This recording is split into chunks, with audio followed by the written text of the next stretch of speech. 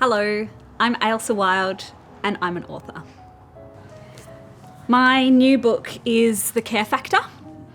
It's something I wrote in collaboration with my very good friend Simone, who's a nurse. At the start of lockdown in March last year, actually it was today last year, it was the 23rd of March last year, I called her and she said, I've signed up to retrain in ICU. And at that point, we were watching overseas and it was scary. I knew that I couldn't do that. I was scared and I knew I couldn't go into a hospital and help people, but what I could do was listen to my friend. And I said, Sim, can I be your debrief person? I'm really happy for you to just call me whenever and you tell me what it's like and tell me how it's going. And is it okay if I record our conversations? And she said yes. So that's how it started. And we did that. She called me between 1 and 3 times a week and I listened to her. And she went through many, many, many roles in the hospitals at that time. And then I transcribed our conversations and wrote the book. So it's happened really, really fast. I pitched 3 chapters to the publisher, Hardy Grant Books, in August. At that point, I only had 3 chapters. And they said, yep, can you have it done by the 20th of October? Her story is told in the third person. Simone is. And some of it really goes close to her in the hospital. So she's told me these stories in a lot of detail. And then I've transcribed them. And I've mostly just written what she said, but turned it into third person. It's very much her voice telling those stories. You can hear her. And there's a lot of moments before we go into the stories where it's our conversation.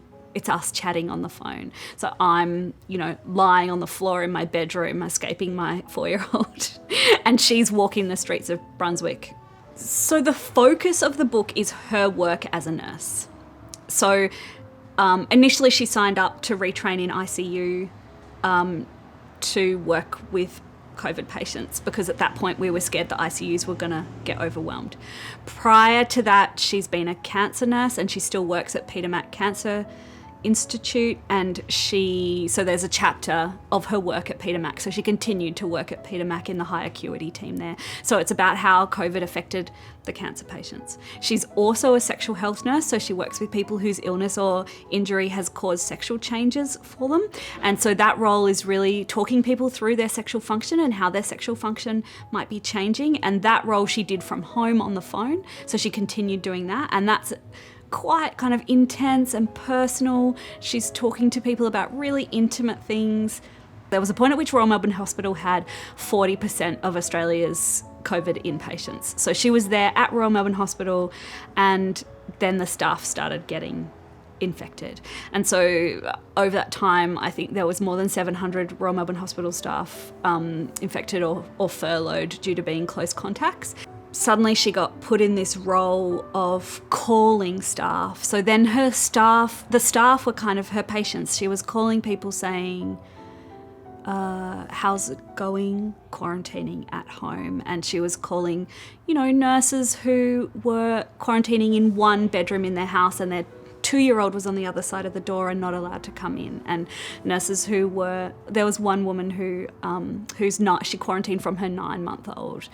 And you kind of can't imagine those stories. And then there was nurses who were aged care nurses who therefore have had a long-term relationship with their patients and their patients were dying. So she was calling people and saying, how's it going with your quarantining? And this is what tests you need to take next. And, how are you managing infection control? And they were saying, how are my patients? At the peak of COVID, she was just making those calls, sometimes for 13 hours a day, calling people. In one sense, the hospital suddenly needed to just be running COVID education. Everybody needed to know about COVID.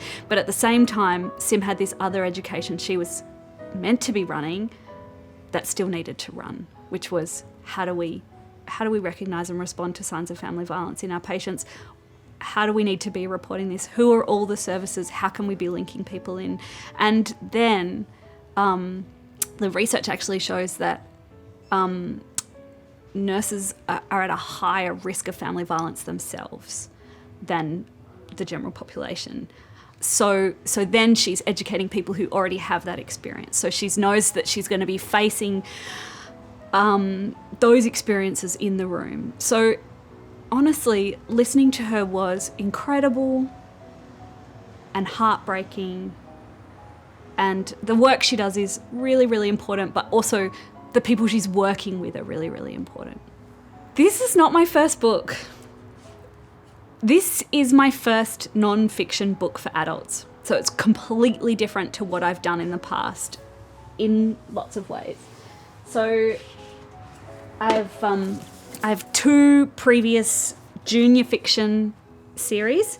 So Squishy Taylor was really my first published books with a commercial publisher. I'd written kind of independently published books before.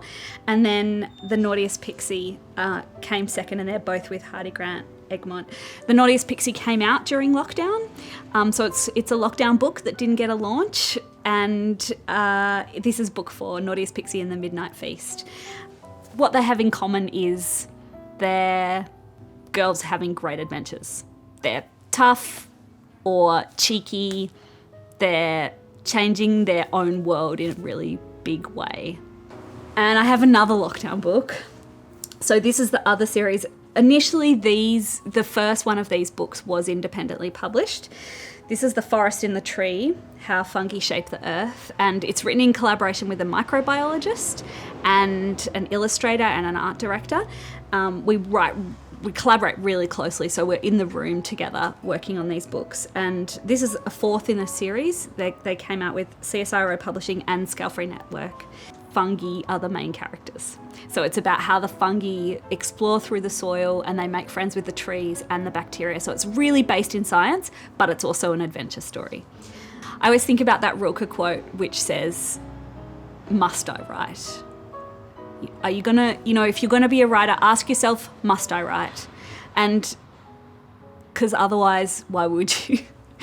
Really, I write because it kind of keeps me on a level. If I don't write, I get cranky and I'm not very nice to my family and I feel like a bad person. So that's why I write. I write because I love reading. I love being carried away on an adventure. And I write because there are things that I think about how the world should be that I hope other people could have a little look at. Yeah, so I wrote in lockdown, big time. I wrote in lockdown, which was completely unexpected because in April last year, I thought, I can't write. I was trying to write junior fiction. I was writing a whole nother gorgeous junior fiction series, which I'm hoping is going to happen soon, but I could not write it.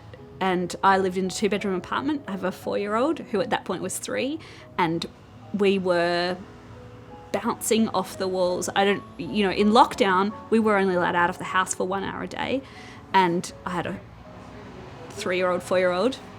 My partner was also trying to work full time, and what we did is between us, we scheduled to within a second our days from 7:30 in the morning till 9:30 at night. One of us was working and one of us was on the child, and we both kind of ended up working full-time hours in that time. We scheduled Sunday afternoons to be together. I am a full-time writer, which includes being an author who visits schools, and I facilitate workshops, and I love that part of my job as well. So I have a background in performance. I used to be an acrobat and a physical performer, and I love getting in front of a group, and it's actually way more relaxing than being an acrobat, being a visiting author. At the start of 2020, I could not read except the news.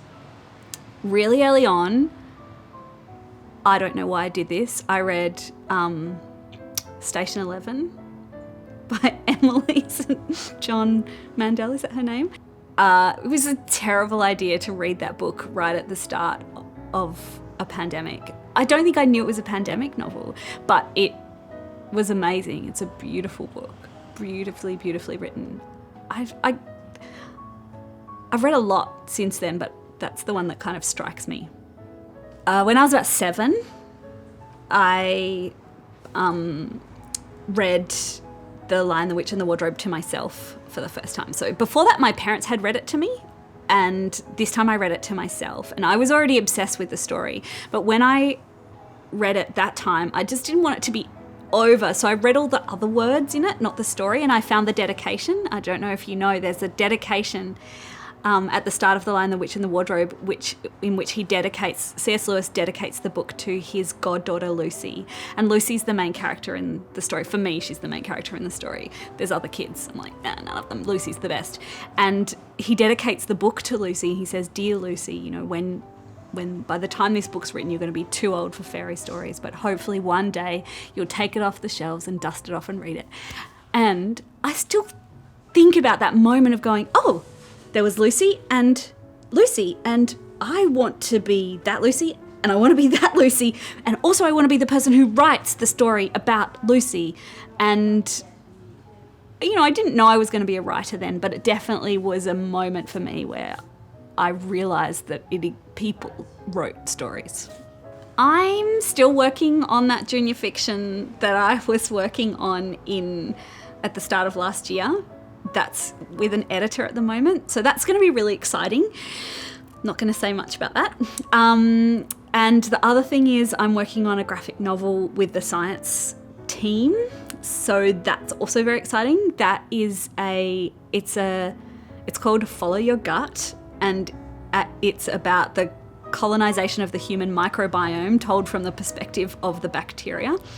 And so there are a whole lot of different bacteria turning up in a human's gut and then building their home there. And I've written a graphic novel script, and it's with the illustrator, and the illustrations are coming back my way, and it's amazing. Thanks so much for having me.